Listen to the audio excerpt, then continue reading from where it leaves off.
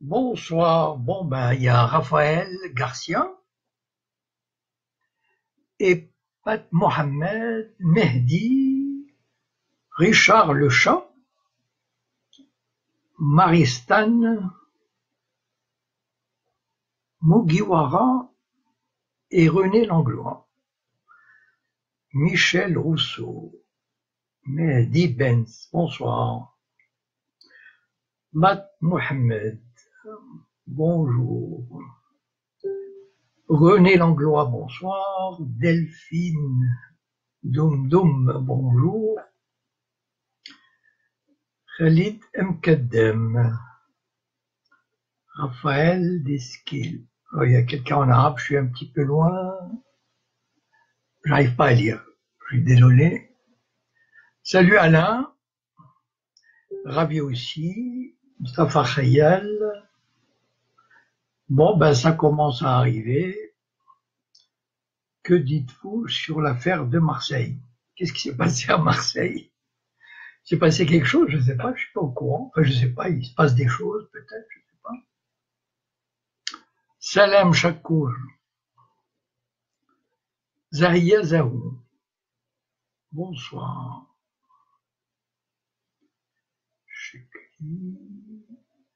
Daniel Solière, bonjour. Yishin Punto Philippe, Keltoum. Ah, ça me dit quelque chose, Keltoum, non? C'est une vieille de la vieille, hein, je crois, non? Ça remonte à loin. Bien, on attend encore un petit peu le temps de saluer les gens qui arrivent. Raphaël Garcia de Barcelona. Olé. Alors, le référendum, ça a été?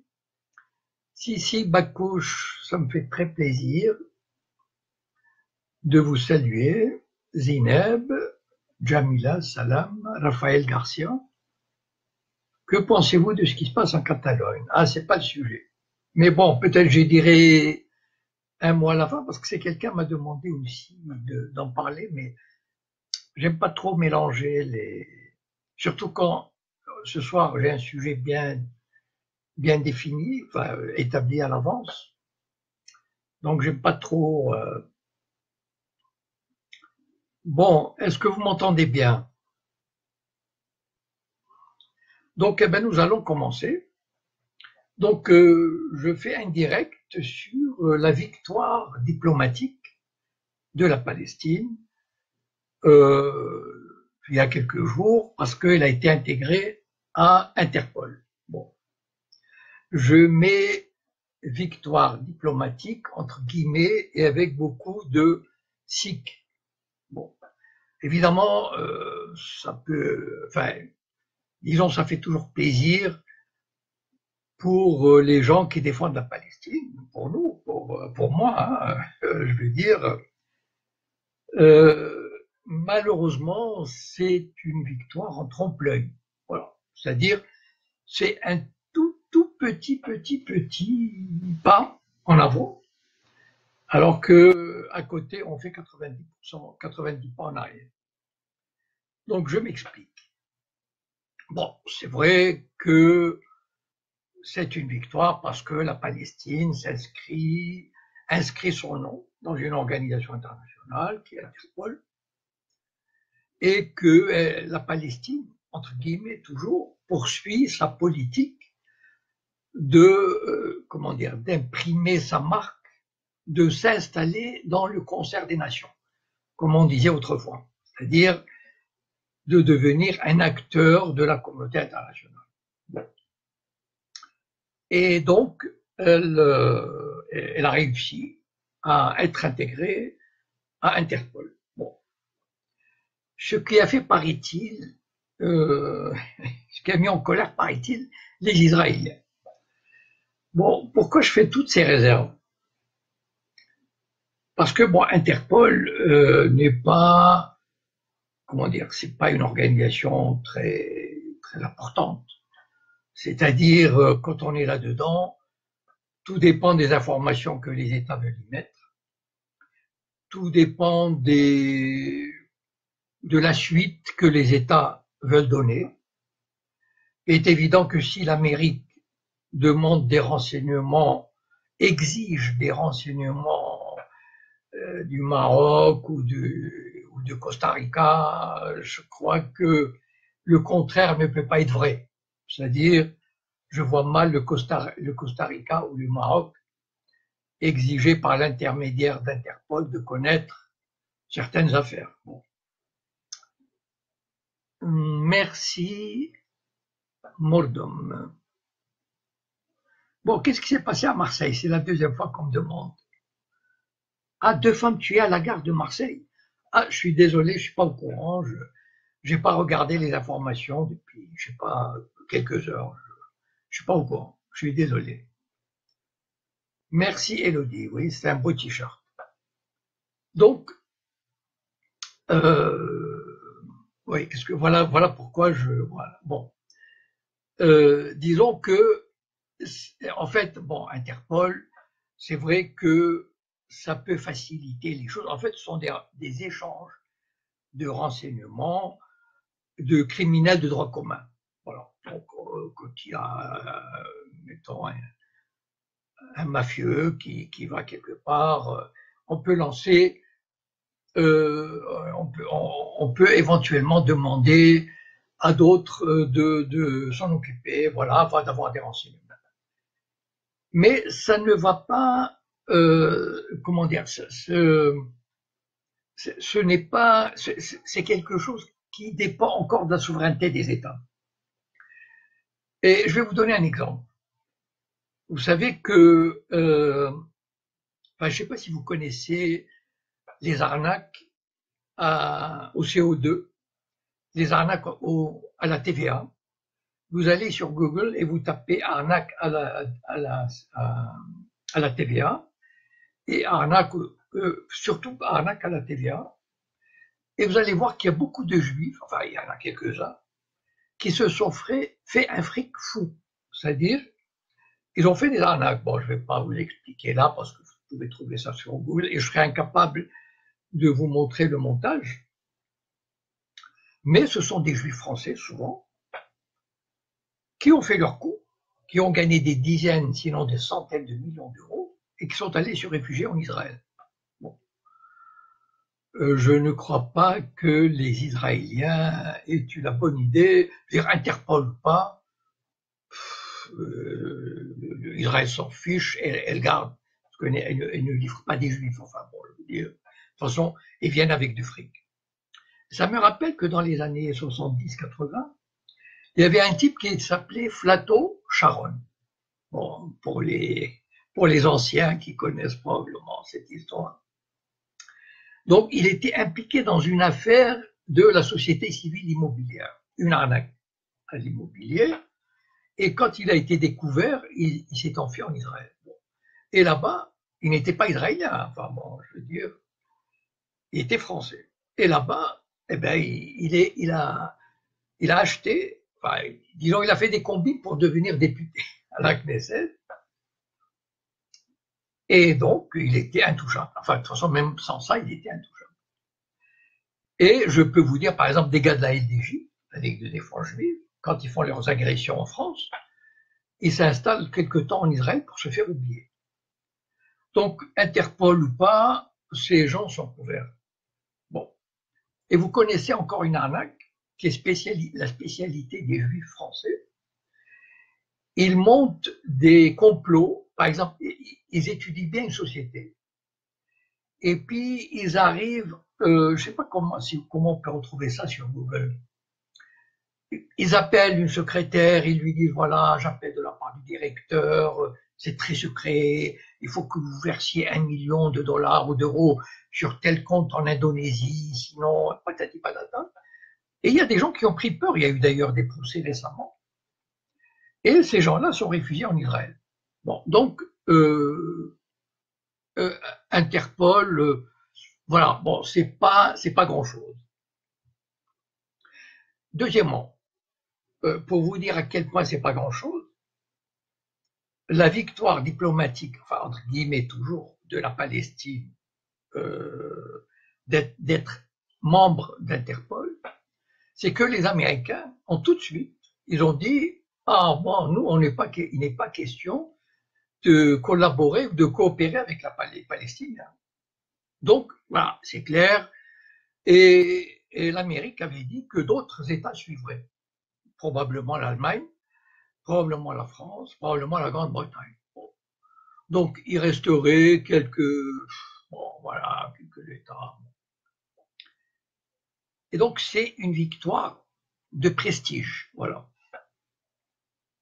C'est une victoire de prestige parce que, comment dire, vous savez, la Palestine est dans un tel état de faiblesse, de soumission, de lâcheté, de pusillanimité, pour vous dire à quel point c'est de l'arnaque, cette histoire d'Interpol. Je suis désolé de taper tellement sur l'autorité palestinienne, mais il me dégoûte ces traîtres et ces larbins du sionisme. Pour vous dire à quel point ils jouent le jeu d'Israël et de l'Occident,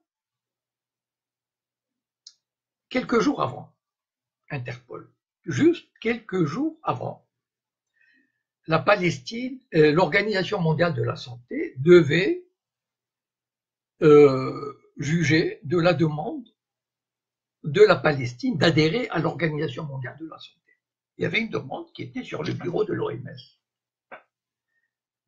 Or, faire partie de l'OMS est nettement plus important que faire partie d'Interpol.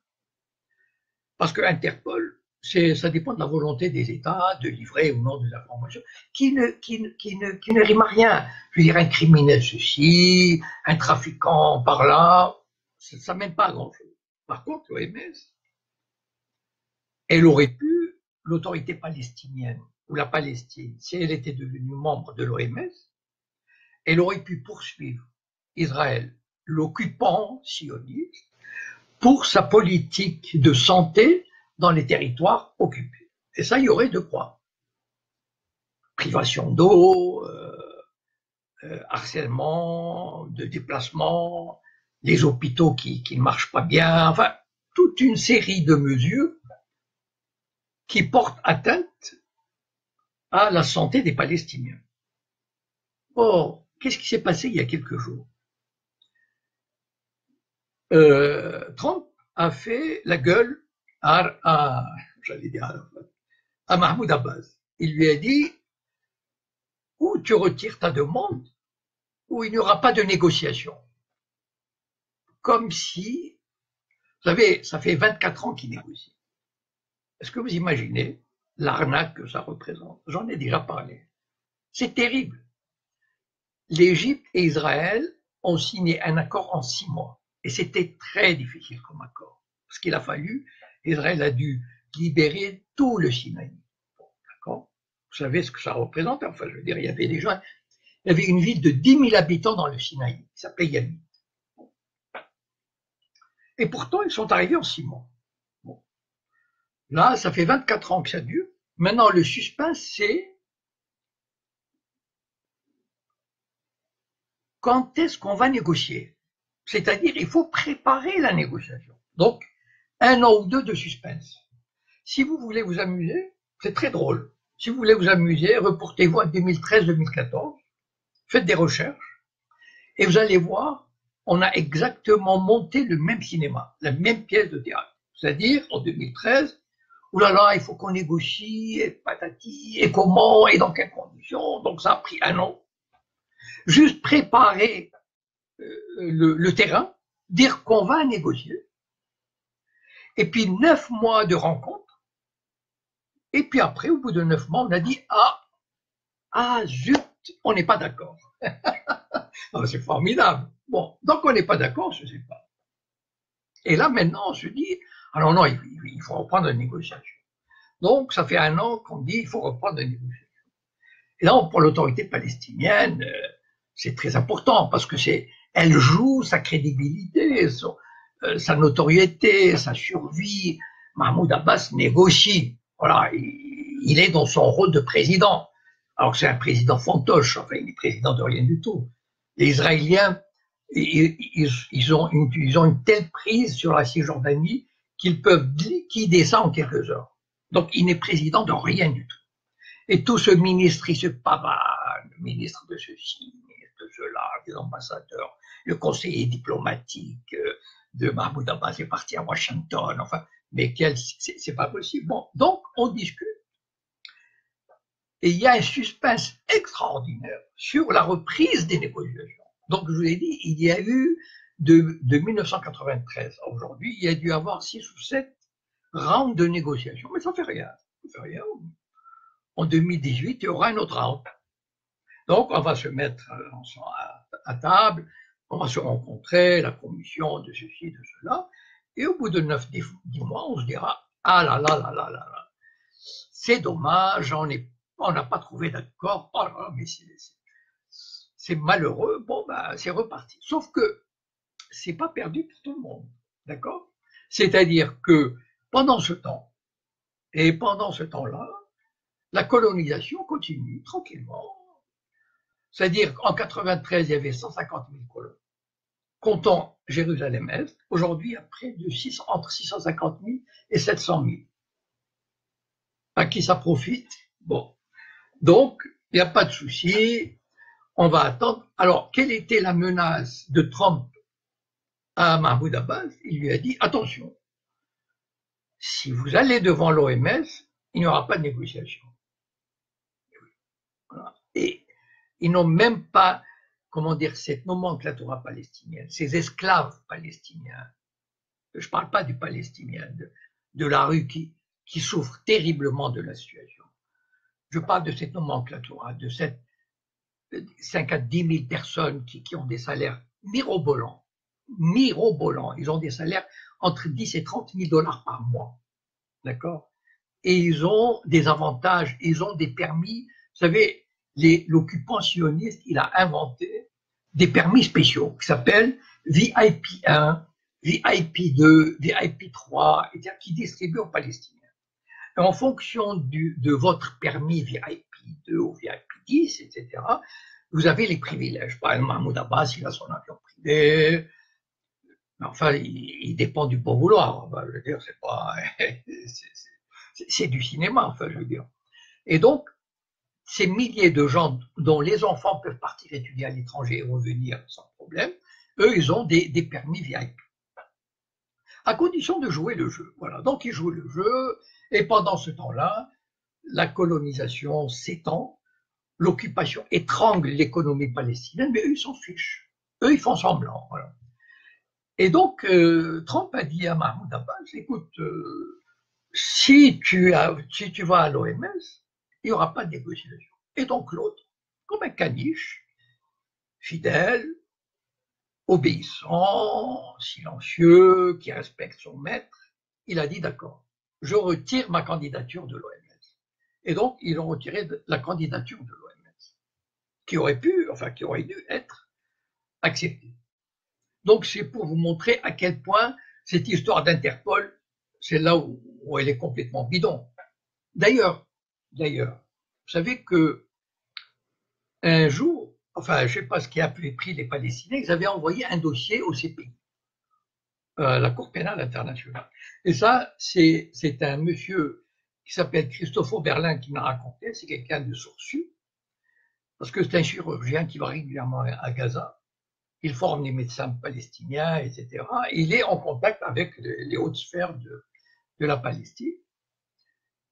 Et par un hasard bureaucratique, je ne sais pas comment, le dossier, il était arrivé à la CPI, enfin, il devait arriver à la CPI, mettons mercredi. Affolement à l'autorité palestinienne, on n'a pas envie de ça. Abbas a envoyé d'urgence en avion spécial un ministre pour dire à la CPI d'arrêter, surtout arrêter. Oh là là, attention. Ils ont une telle trouille de leur occupant, c'est extraordinaire. Enfin, je veux dire, je ne sais pas quoi dire, franchement, je ne sais pas. Une anecdote sympathique à propos de l'Interpol.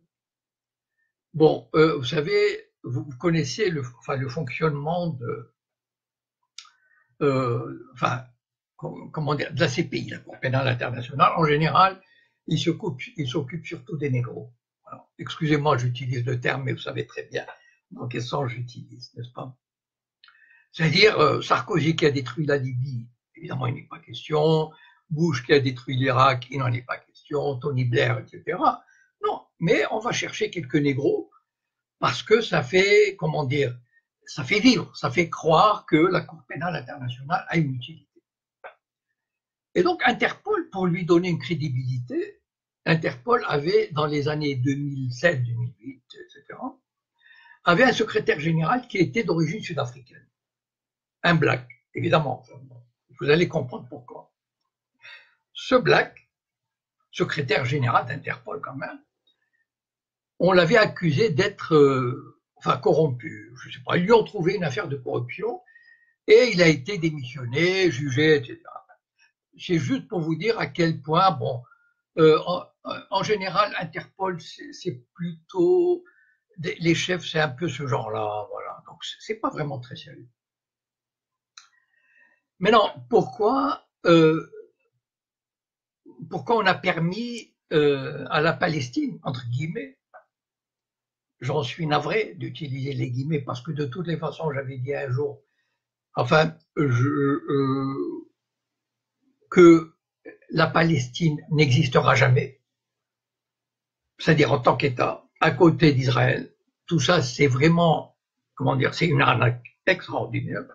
Parce que d'abord, les 60% de la Cisjordanie ont été donnés cadeaux par Arafat à Israël en 93, l'accord d'Oslo. C'était un cadeau. C'est-à-dire les 60%, ce qu'on appelle la zone C, appartient souverainement à Israël. C'est-à-dire que toutes les colonies qui sont construites, à la limite, je vais dire, elles sont construites sur un territoire qui appartient à Israël. En tout cas, dont la souveraineté a été accordée par Arafat à Israël. Donc 60%. Bon, il reste les 40%. Sur 30%, souveraineté partagée. Vous savez ce que ça veut dire quand on partage, quand le loup et l'agneau partagent quelque chose, vous savez dans quel sens va le partage. C'est-à-dire que les forces israéliennes, l'armée israélienne peut pénétrer même dans les villes qui sont sous souveraineté palestinienne à 100%. Par exemple, ils rentrent à Ramallah, ils rentrent à Jenin, ils rentrent à Naplouse, ils rentrent à Hebron, ils font ce qu'ils veulent. Voilà. Ils contrôlent l'économie. En fait, ils peuvent, par les barrages, par les checkpoints, ils contrôlent tout. Et donc, pourquoi on a, comment dire, de temps en temps, la Palestine, toujours entre guillemets, remporte une petite victoire comme ça, diplomatique. Alors, on dit oui, la Palestine, etc. Il faut, vous savez, c'est très important. Parce que il faut donner une crédibilité à l'autorité palestinienne. Faut pas c'est ça l'intelligence des sionistes. Ils ne l'étouffent pas totalement.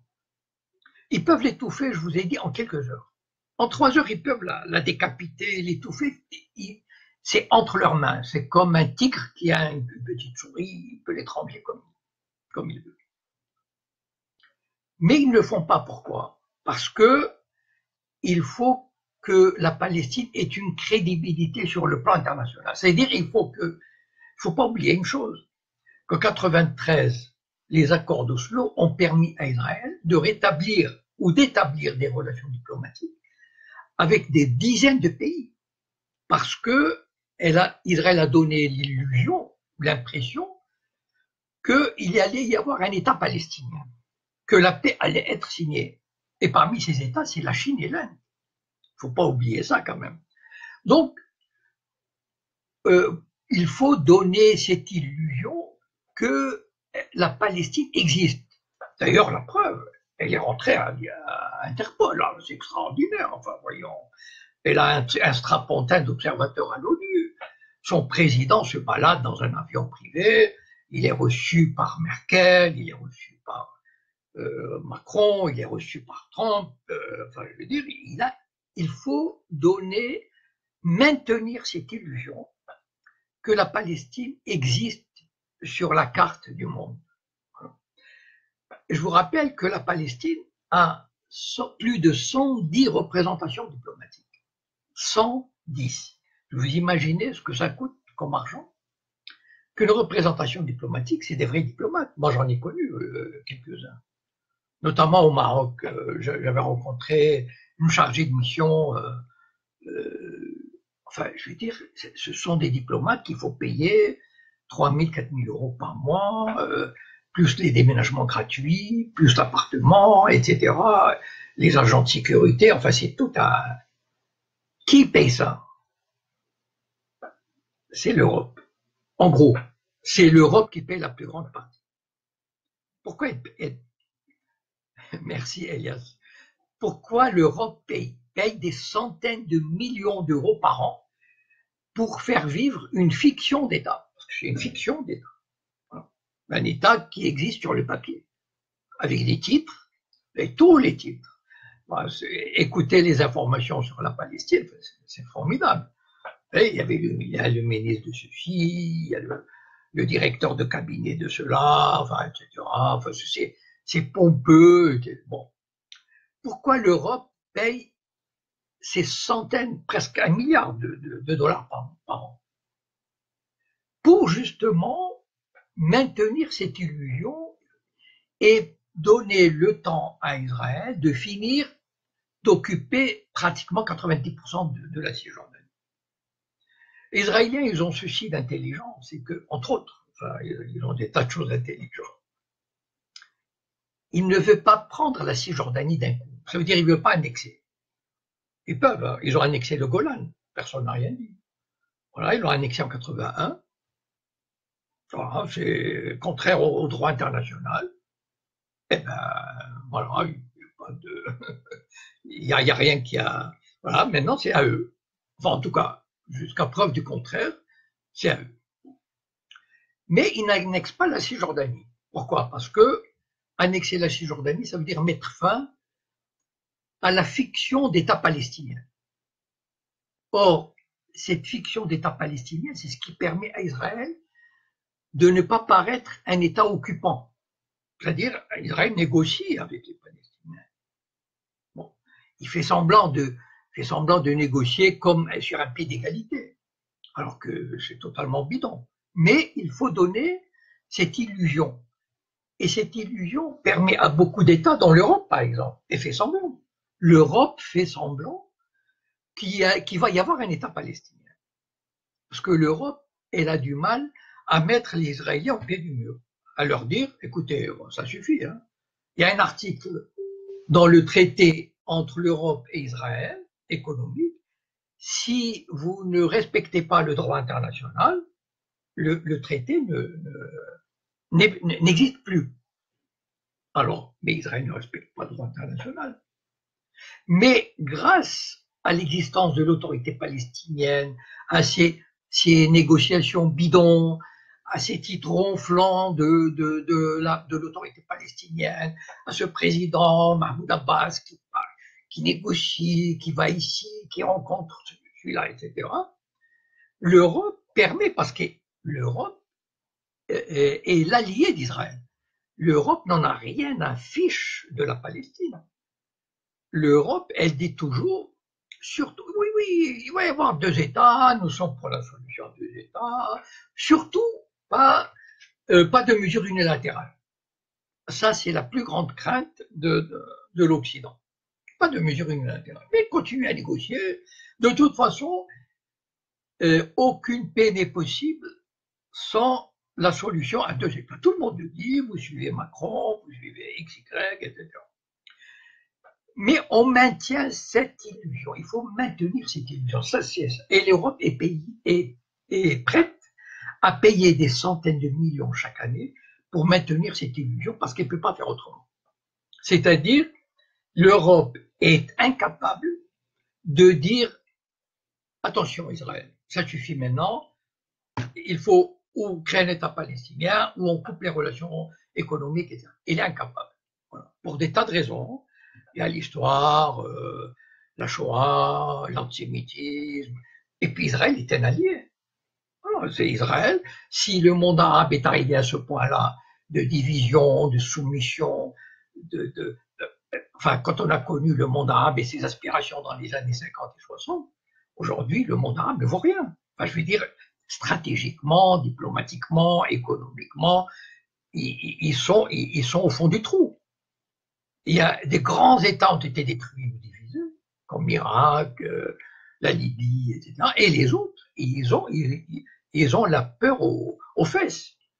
C'est-à-dire le Maroc, l'Algérie, etc. On leur dit attention, si vous bougez, on vous envoie un petit Daesh et on vous fout en l'air votre État. Donc, grâce à qui? Grâce à Israël. Je veux dire, en tout cas, Israël a porté les premiers coups quasiment sérieux contre l'Égypte de Nasser, contre la Syrie de Hafez el-Assad, contre l'Irak dont il a détruit la centrale nucléaire en 1979-80, quelque chose comme ça. Donc empêchant en tout cas une évolution de l'Irak pour une éventuelle arme nucléaire. Et donc en fait, et la soumission d'Arabie Saoudite aujourd'hui. Je veux dire, les monarchies du Golfe ne jurent que par Israël aujourd'hui.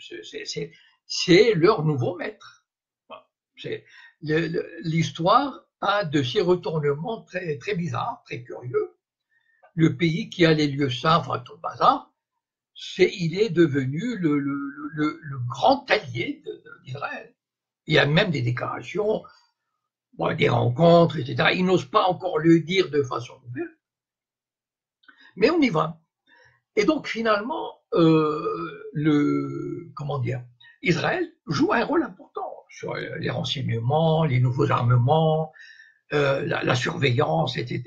Donc pour toutes ces raisons, l'Europe ne peut pas, ne peut pas attaquer Israël, enfin attaquer, c'est-à-dire lui donner un ultimatum. Ou tu respectes le droit international, ou bien on coupe les relations, enfin, ou en tout cas on diminue les relations économiques. Je vais vous donner un exemple. Et ça, c'est enfin deux exemples. D'ailleurs, si vous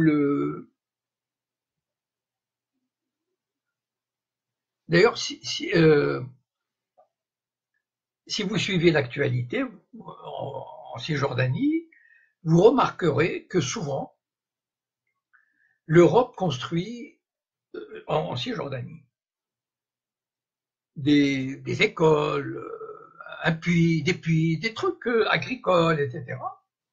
Une fois qu'ils sont construits, Israël vient, les bulldozers israéliens viennent les détruire. Voilà, tranquille. Alors, ce qui est marrant, c'est que l'Europe dit, il y a des fois de temps en temps un Européen un peu courageux, il dit, il faut qu'Israël nous rembourse ce qu'ils ont détruit. Mais Israël rigole. Voilà, parce que Israël se conduit comme se conduisait Hitler. C'est-à-dire, il n'en a rien à foutre. Voilà, il viole le droit et il dit, je vous emmerde. Voilà.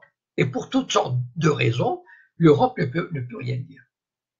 Et donc l'Europe est obligée. Et puis la seconde chose que je voulais vous dire, je ne sais pas si vous vous souvenez de cette histoire des diplomates français, qui ont l'immunité diplomatique, qui ont été bousculés par des soldats israéliens en Cisjordanie, et la France a fermé sa gueule. Voilà. Et donc en fait, évidemment, l'autorité palestinienne, elle est prise entre toutes ces, elle est dans un état de faiblesse terrible. Mais en même temps, il suffirait qu'ils disent, voilà, on ne joue plus le jeu, et ils mettraient Israël dans une situation difficile. Et moi, c'est un peu mon combat, si vous voulez, et c'est ce que j'essaye de faire admettre à beaucoup de gens, de faire avancer l'idée que toute cette histoire d'autorité palestinienne, c'est vraiment une arnaque des sionistes. Et que plus vite elle sera dissoute, éliminée, et plus rapidement le sionisme apparaîtra comme délégitimé, et comme n'ayant pas sa place dans cette région. Et ce qui poussera, comment dire, à sa marginalisation et à sa disparition. Voilà, donc maintenant, voilà, j'ai terminé pour l'autorité palestinienne. Donc vous verrez avec les négociations, etc. Bon, malheureusement, il y a quelqu'un qui m'avait demandé euh, à propos du référendum en Espagne et au Kurdistan par rapport au Maroc. J'imagine que ce monsieur, j'ai oublié son nom et je ne l'ai pas ici, j'imagine qu'il pensait au Rif, qui serait une région autonome. En fait, ce que je veux vous dire, c'est que euh, théoriquement parlant, je suis toujours pour un peuple qui a envie de s'exprimer librement pour devenir libre. D'accord? Sur le principe. Sauf que je fais des réserves au niveau de la Catalogne et du Kurdistan. Pourquoi? Mes réserves sont les suivantes. Il faut voir ce qu'il y a au-delà du référendum. C'est-à-dire, qui a intérêt à ce que l'État espagnol soit démembré? Allez voir les vidéos de Pierre Hilla. Pierre Hilla avait déclaré il y a déjà plus de 15 ans que la politique européenne, de l'Union européenne, soumise à l'Amérique, évidemment, parce que rien ne peut se faire sans l'aval des Américains. La politique de l'Union européenne, c'est d'affaiblir les États-nations, les grands États, comme la France, l'Espagne, etc., qui pourraient être des contrepoids à l'influence américaine. Donc, de les démembrer en donnant du pouvoir aux régions. Et vous savez que, rappelez-vous l'Ukraine, à l'époque 2003, 2004, 2005, etc., on avait dit, oui, enfin, il y avait la place, je ne sais plus comment elle s'appelle, enfin bon. Mais en fait, il y a beaucoup de fondations et d'organisations qui sont financées par la CIA et qui ont des noms pompeux, du style la Fondation pour la démocratie réelle, la Fondation pour des élections libres, la Fondation pour le droit des peuples à disposer d'eux-mêmes, et patati et patati. Mais en fait, ce sont des structures financées par la CIA, mais ou par Soros, etc., mais qui paraissent, comment dire, respecter le droit des peuples. Écoutez, si l'Amérique, si tout, pourquoi ils ne le font pas en Palestine, par exemple? Voilà. Je veux dire, c'est là, moi, ce qui me gêne, c'est ici. Bon. Le Kurdistan, c'est pareil. Vous savez que, un petit rappel historique, et vous allez voir comment les grandes puissances, le cynisme des grandes puissances. Vous savez qu'en 1918, on avait promis aux Kurdes un État, parce qu'ils sont sur 4 pays. Mais, vu les intérêts de l'Angleterre, de la France, de l'Amérique à l'époque, ils ont dit, bon, ben, les Kurdes, notre promesse, ils peuvent enfin bon, vous comprenez, c'est-à-dire ils peuvent la mettre là où je pense, on n'en a rien à fiche. Donc les Kurdes ont toujours été les dindons de la farce. Bon, ça me fait mal au cœur pour eux, parce que effectivement, c'est un peuple que le jeu des grandes puissances ont toujours empêché d'avoir un État indépendant. Sauf que aujourd'hui, le Kurdistan, qui a voté en Irak, c'est une manœuvre israélo-américaine pour raffermir la destruction de l'Irak d'abord et faire un pont sioniste dans cette région-là. Et pour cette raison-là, je dis que le référendum, enfin, la soi-disant indépendance, fait le jeu du sionisme. Et les Kurdes, aujourd'hui, ils jouent ce jeu-là, mais dans 2 ou 3 ans, le jour où ils ne seront plus, où ils ne serviront plus l'intérêt d'Israël et d'Amérique, mais on les balayera. Donc, voilà. Et le RIF, je ne crois pas que, bah, comment dire, il a toujours eu, enfin, j'ai fait une très longue vidéo sur le RIF, donc ce monsieur qui m'avait demandé mon avis sur le référendum, je ne sais pas s'il pensait à faire un parallèle avec le RIF, mais je, enfin, je ne crois pas qu'on en soit là. C'est-à-dire, le RIF n'a pas suffisamment de force, ni sur le plan intérieur. C'est-à-dire que le reste du Maroc enfin, n'accepterait pas une solution pareille. La communauté internationale, qui tient beaucoup à la stabilité du Maroc, n'accepterait pas. Le régime marocain, il est prêt à faire de feu de tout bois. D'ailleurs, il y a des centaines d'arrestations, il y a des blocus, il y a des checkpoints, etc. Voilà, donc on m'a demandé de faire cette petite parenthèse. Donc je vous remercie de votre attention et puis à la prochaine fois. Bonsoir.